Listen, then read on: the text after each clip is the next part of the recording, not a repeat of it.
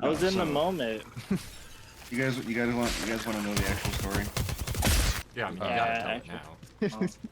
now. When I was in Florida for training, I hooked up with a stripper, Uh-huh. and a year and a half later, when I got back from deployment, I had gone back to a strip club because I, fresh out of Iraq, haven't seen fucking pussy in over a year. I went to the strip club, and it happened to be one of the strip clubs in Florida. Went to the strip club, and asked one of the bouncers if they had a girl by the stage named Sin there. And he's like, no, she's no longer with us. I said, oh, thank God. And the guy's like, no, she passed away. She's no longer with us. I'm like, oh, from what? What the hell happened? I'm like, from what? He's like, she didn't take care of her diabetes. I'm like, oh, thank God. And the other bouncer was like, yeah, dodged a bullet with that one, didn't you? I'm like, oh, fuck, I did. Yeah, so my buddy, after he found out that I had slept with her and then found out that she had died not too long after that, um, he's now convinced I'm the one that killed her. So You're telling me you didn't give her an insulin Diabetes. shot after that digging? my dick's so sweet. My dick's so sweet it gave her diabetes. Diabetes. Diabetes. No, So tell I the, took tell the foot guy story again. the what? Wait, what? Oh, The foot guy. the fuck guy. Okay, so we were going through. So on one of the bases we were at, we had a couple girls that just hung out with us. One of them was a cook, one of them was a truck driver. So they hung Was out the with truck us. driver the same one that like swapped like branches or some shit? Yeah, that's the Air Force chick that was doing bodybuilding for a while. Mhm. Yeah. So they were hanging out with us, and so they got pictures with us and all that. Well, they were hanging out with the team prior to us going out there. So there was two teams there. So there was our team and another team. The other team was there with the team that we replaced because their team leader died. Yeah. Their team leader did something wrong and ended up blowing himself up and dying on site. Um, but she asked for the photos that he had of everybody, with Loom in it, with certain staff sergeant Loom and everything like that. But at the end of the bunch of files was a um bunch of feet pics in lacy strap sandals, like what you would see in like a shoe ad type of thing. Mm-hmm. Just at the end of these photos, and we're sitting, and there, my team leader, which is a female, and this girl and I are looking at these photos, and they're like, "Why would Billy have photos of sandals like this?" And I'm sitting there, I'm like, I don't know. And then all of a sudden, it dawned on me as to why. Yeah, the fucking And I foot looked fetish. I looked at them, and I'm like, he has a foot fetish. And they're like, you think? I'm like, why else would he have fucking pictures of feet on his goddamn goddamn computer? Like, he's got a foot fetish. And they're like, there's no way. I'm like, you want to test it out? And they're like, how do we test that out? I'm like, all right. I'm like, when he comes back from the chow hall, act like your foot is like your ankle's hurting and that you hurt it while you were at the gym, and say that it feels a little swollen and stuff like that. Now, mind you, she's a tiny girl, so her shit's not swollen at all. Mm-hmm. Comes up and she does that, and he's literally just staring down her fucking feet, like not taking his eyes off. And he's like, yeah, they look, your foot looks a little swollen, yeah. Did he offer to massage it? No, but so the thing about is he severely devout. Dude didn't masturbate, and he felt extremely uncomfortable in any sort of situation that the topic of sex was brought up. He was just extremely devout. So yeah, it was weird. Did you But ever yeah, bring it up to him? I was talking to some people about it out loud, and he overheard me. He's like, "Yeah, it's not." He's like, "Yeah, Mike, it's not like you don't like anything weird." I'm like, "Oh shit, he heard me." Did I tell you about the F-150 we did that the fucking owner committed suicide in the fucking truck and the family No. wanted to keep it? Oh. We're Oh, working okay, on okay. this fucking truck. It's just covered, the headliner covered in blood, seat Wait, covered in blood. you got to it before the fucking biohazard guys did? They did, but I mean, you could still fucking see it. It's like They it's like they clean, but not like it's you could, clean it's of stained. it's clean of the biohazard, but it's Yeah. still there's a Oh, grease stain that gets they left hadn't by it. replaced. Okay, so they hadn't replaced it yet. Well, I mean anything that dried, um, so dried blood actually turns brown. Blood, piss, poop. The biohazard team has to come out first, and usually they'll cut everything out, and then the way it's supposed to work is they're supposed to remove anything that could possibly have any sort of contamination before. Dude, anyone's okay, I even did a allowed to work on fucking pedestrian hit the other day that wasn't biohazard cleaned, and there was a chunk of the guy's fucking scalp in the windshield with fucking hair still on it. it. Did you take a picture of it? Fuck no, I don't want to ever see that again. I It's tell the you, foulest shit I've ever done. I tell you about the. Okay, I gotta tell you another story from deployment. Did you see a dude blow himself up? No. So some of our guys were working in the Balad province up north in Iraq, Mhm. and they had a suicide bomber incident. Mm. So they had to go do the post blast on the suicide bomber. So they're scraping through his body parts and shit like that, looking for Residue bomb and shit. components. Bomb components, like what was it made of and shit like that.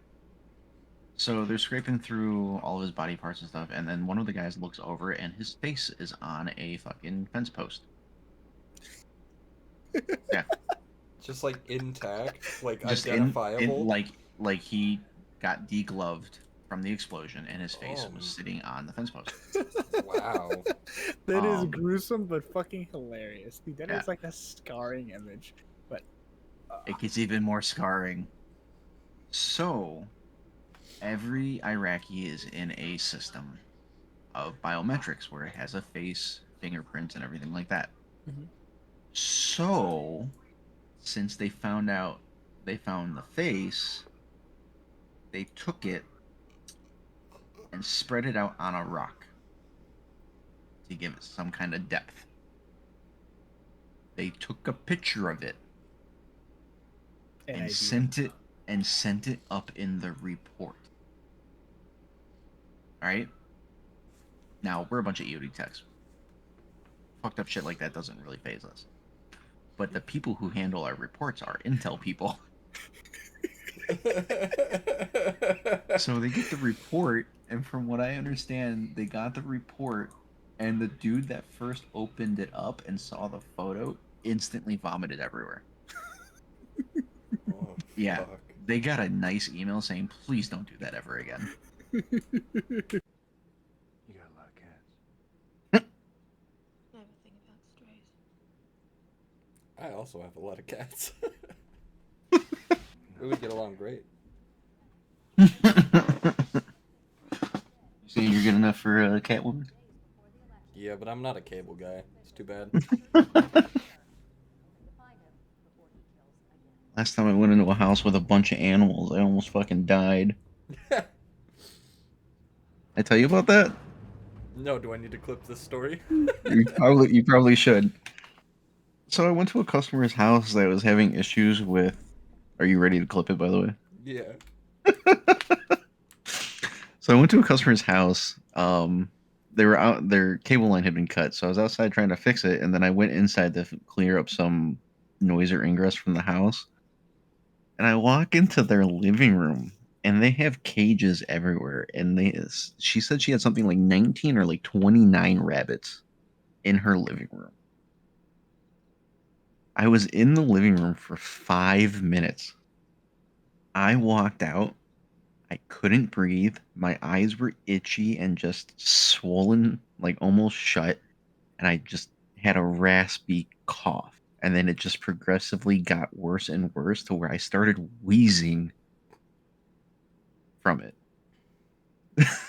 Yeah, I think you're So allergic to rabbits. I I've never actually been allergic to a rabbit before. Like I've held rabbits, I've pet rabbits, I've done all that shit with rabbits.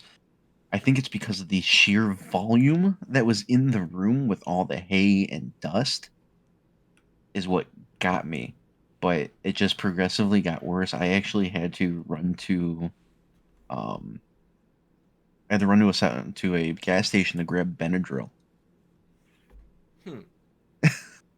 So I grabbed Benadryl and I popped the Benadryl and I show it to my next customer's house and I am out of it. Like the Benadryl had kicked in, feeling better, but I was super drowsy from it. I looked at my customer. I'm like, "Hey, I'm sorry that I seem out of it. I had to take some Benadryl." And then my fucking supervisor shows up, I had to have my supervisor drop some stuff off, and he's like, on his way over, I'm like, "Hey man, can you do you mind picking me up a Red Bull?" I'm like, I'm dying over here. I had to take some Benadryl earlier, and I'm done. So yeah, the Huh. day I almost died to rabbits. So I saw a TikTok today that reminded me of something. Did I ever tell you guys about the time I had sleep paralysis? No. Do tell. So I've had sleep paralysis twice in my life. The first week I was in Iraq, and the first week I came home from Iraq. Almost exactly like the same time frame. Like it was the day after I got to each location. Um, and it was a weird experience. So I was sleeping, and I was in a dark tunnel, and there's a light at the end of the tunnel. So I started walking, and then all of a sudden this black figure showed up in front of me. Called out to the figure. Nothing happened, so I walked a little bit closer. Next thing I know, this dark figure's on top of me, pushing me into the ground. I start waking up, and I wake up to myself whimpering, trying to cry for help. Like a dog whimper. Like the most pitiful thing you've ever heard. And I wake up, and I feel myself lift up out of the bed like a weight had been pulled off of me. And I shot up and looked around for someone that was attacking me. Both times happened exactly the exact same way. So in the future, if you see a light at the end of the tunnel, you're supposed to go the other way. Oh, so I got that story for you. All right, hit me with it. All right, so I want to preface this by saying all people in this story are of age. Okay. So I was at a customer's house yesterday, right? And I'm downstairs plugging in the DVR, and the woman's daughter calls out for her mom. And I yell through the house, I think she's in the basement. So I'll go back to work, I get the DVR hooked up. I go upstairs to hook up the TV in the master bedroom and the modem. So I'm in the master bedroom, I get the TV hooked up, ready to go, and I go to walk out of the master bedroom, and I round the corner, and I'm staring into the hallway now. And in the hallway is my customer's daughter in a bathrobe, Oh, combing her hair. great. She looks back at me and goes, "Oh, I forgot you were still here," and walks back into the bathroom with no urgency. Just nonchalantly. Oh, sorry, my tits are out. So I'm literally just sitting there. I'm walking down the hall. I'm just looking past her, not looking at her, looking past her. And I'm All like, "Yep." bricked up. I'm like, "Yep, I'm still here." So I had to call in to add a piece of equipment to the account. I'm He had to sitting there call in talking- because he had an erection lasting longer than 4 hours. That's a fucking everyday thing. Anyways, so I was talking to the customer and she mentioned something about embarrassing. I'm like, yeah, I think I just embarrassed your daughter a little bit. She's like, why? I'm like, because I walked out of your bedroom and she was in the hallway in her bathrobe. And all she could say was, at least she was wearing the bathrobe. I'd be like, that's fair. That's pretty fair. Yes. All right, hit me with it. So I've told you about the time that a guy got his ear ripped off. No, you haven't. Do tell. So the company I work security for, I wasn't there for this incident, but they told me a story of how in downtown Colorado Springs, some dude came out of the bar fighting another guy. So they got them separated, but the one dude kept on fighting. So the cop pushed away and they tased him.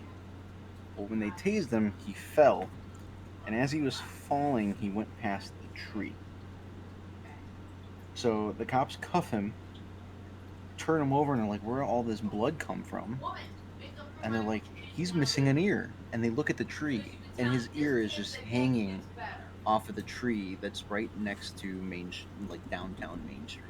Just the ear is hanging off the tree. And the cops they shut up for a second, they point to the ear, and the guy's like, what's going on? He's like, no problem, bud, you're gonna be fine. My biology teacher was telling us this story of how he almost lost his ear. He was fucking bombing down this grass hill on his fucking mountain bike, and he started to get death wobble, and he fucking fell off and rolled down this hill, and so he's wearing fucking wireframe sunglasses and his helmet, when he hit the ground, pushed his wireframe sunglasses down and fucking cut his ear almost all the way off. Oh god. And like, he didn't even realize at first, like, he knew he was bleeding, but he didn't really know what was going on. So he like picks up his bike and he walks down to the road, and these like people in this pickup truck pull over like, oh my god, dude, you're bleeding everywhere. And he's like, oh yeah, I know, I think I'll be okay. Like, no, dude, your ear is like falling off. And he's like, what? And he like reaches up, and then all of a sudden he touches it, and then the pain starts. He starts freaking out. So he tosses his mountain bike into the back of their pickup truck, and they drive him to the hospital, and they had to sew his ear back on.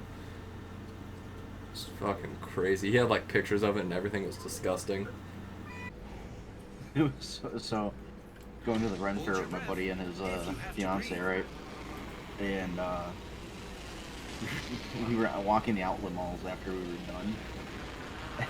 We were talking about shoe sizes for some fucking reason. I have a size 14 shoe, by the way. Damn, they make Yeezys that big? Yeah. I mean, A lot of surface for a foot job. but Beth didn't believe it, so me and Andy put our feet next to each other, and she's like, "Wait, what?" Oh, wait a minute. And then she's like, "Put your foot up," and she puts her foot to the bottom of mine, and she's like, "What?" I'm like, and Andy's like, "Here's a better frame of reference for you," and he grabs her sandal and puts it down next to me. I'm like, "Here's an even better frame of reference," and I just step on top of it, and it's just gone. I mean, all except for the time the guy pulled a gun on me. Oh, well. Wait, what? Is there a story behind that? Or is it just he walked out and he had a gun? So, I went to a customer's house for a scheduled visit, Okay.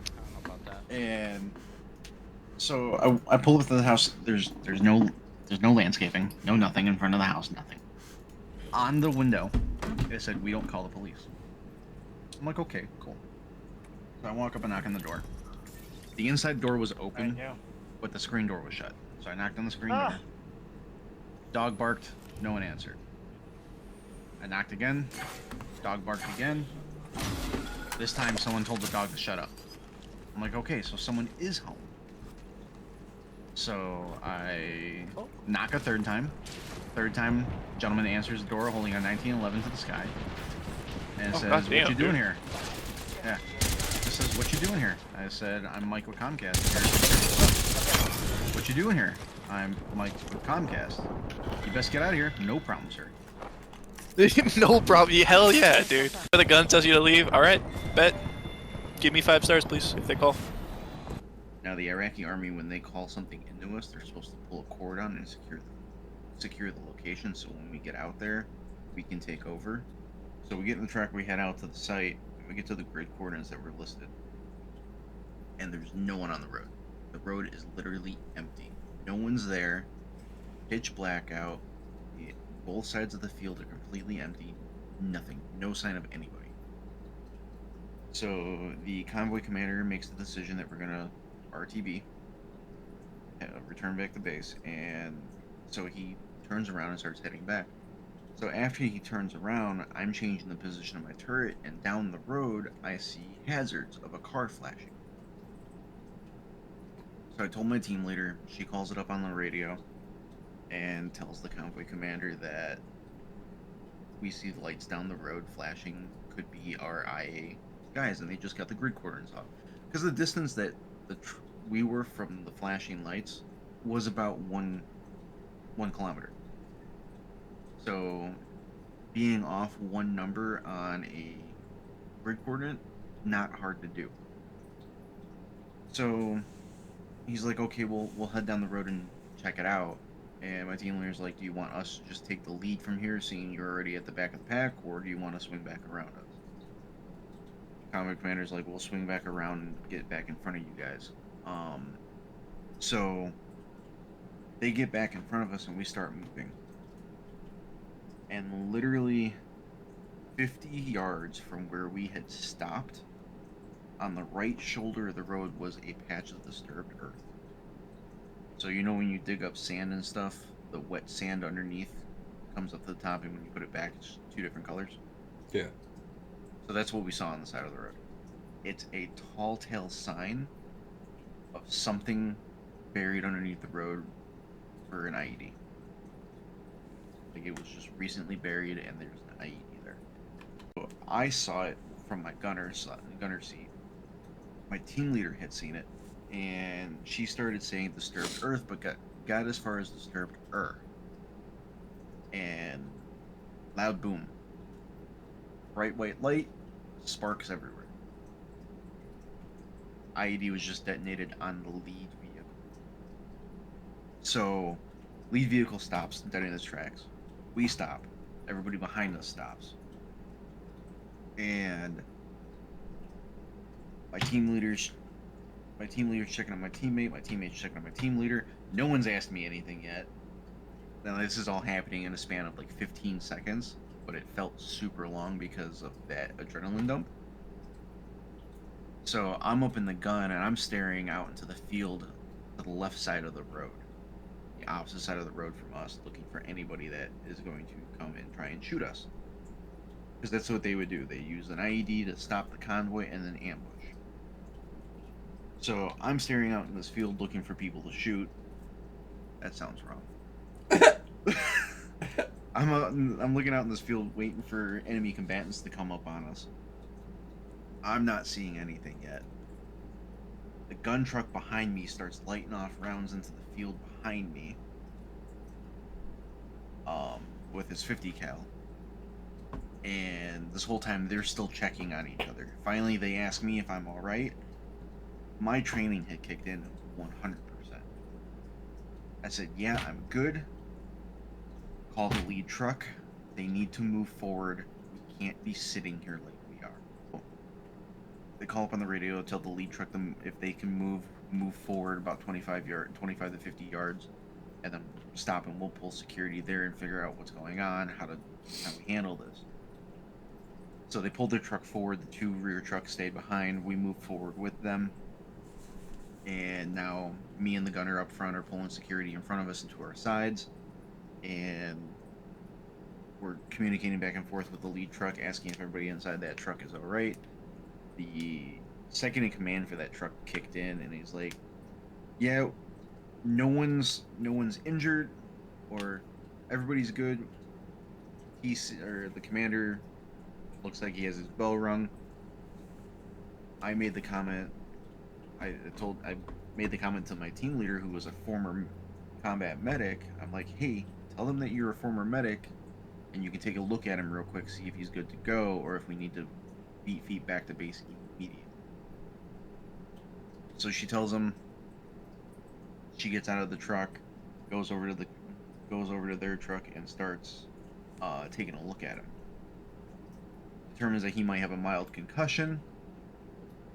Asks him if he's good to stick around for a little bit so we can do a post blast to go collect evidence and stuff. And he said, "Yeah, we're good." So he swaps out with his second in command in the truck. So we go back, we start collecting evidence, all this shit, and then they found the command wire running out into the field. So we grabbed two of the infantry guys from one of the trucks and threw them in the back of our truck. So now they're riding in the back of our truck with our robots and everything.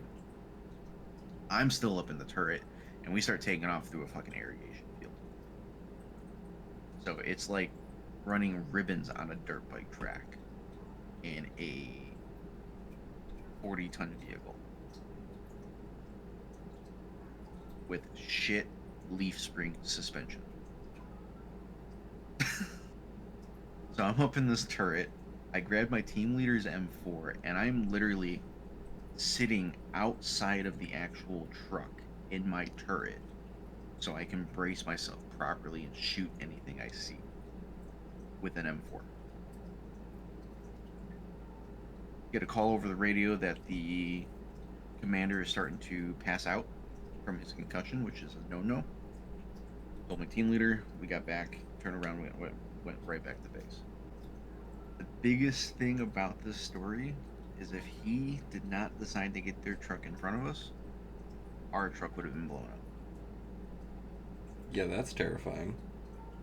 Yeah. I didn't hit it. It hit itself, dog. I was parked and it ran into me. It was hitting springs on the way back at night. It jumped out of a ditch literally while I'm going 50. There's no way I was stopping. The Unless I motherfucker wanted to was kill myself. Galloping right for me. He was, dude. So and me. I'm I over literally it. did everything I could to try and stop the car, and it wasn't enough. I barely clipped its back leg. If you said your bill's gonna be like $2,000 to fix your car, Uh-huh. to fix my Jeep's gonna be I like don't give a fuck. You make way too much money to even my try and Jeep's gonna compare be to like me right 5 now. or We're not in the 6 grand. same tax bracket. I'm poor, okay? I'm extremely poor. I don't want to hear it. $5,000's a lot of fucking money. You make that in like a month. I made it in a week. My point exactly. You can suck my toes. I got my Okay. invoice. I got my invoice for the It's gonna 3rd cost through you the $5 9th. grand. I got my invoice for the 3rd through the 9th, and it was $3,900. I don't think I've seen $3,900 in my account Ever? in Yeah, general. neither. Yeah. Period. I mean- Full stop. I had $45,000 in an account once. Are you looking for a sugar baby? So that $45,000 was back in 2010 after I got back from Iraq. Yeah. I hear you go to My Iraq comment and you get stands. some rats. I got attacked by a rat in Iraq. And then got some racks? That's crazy. That's a bar. You could write a bar about that. Shit. I got some rice and rice. Fuck you. I just took a drink. God damn it. Anybody want to hear that story about the rat? Yeah. I got some So- rice and I reckon that I killed a rat. So there was a bunch of you guys know what an AT-4 missile launcher is, right? Uh-huh. I'm gonna call it a missile launcher because that's how you guys understand it. So there was a bunch of spent tubes in a warehouse that we were told to go check to make sure that they were all spent, and just so they can throw away the tubes. So the way we were checking to make sure that they were spent is we were literally shoving our hands into the tubes. And I put my hand in one of the tubes, pushed down to pull the tube off the wall, and felt something squishy underneath my hand. Pulled my hand out, this rat comes jumping out of the fucking tube, smacks against my chest, runs down my body and leg, and then off into some random direction. Nice. Yeah. Thanks for sharing with the class.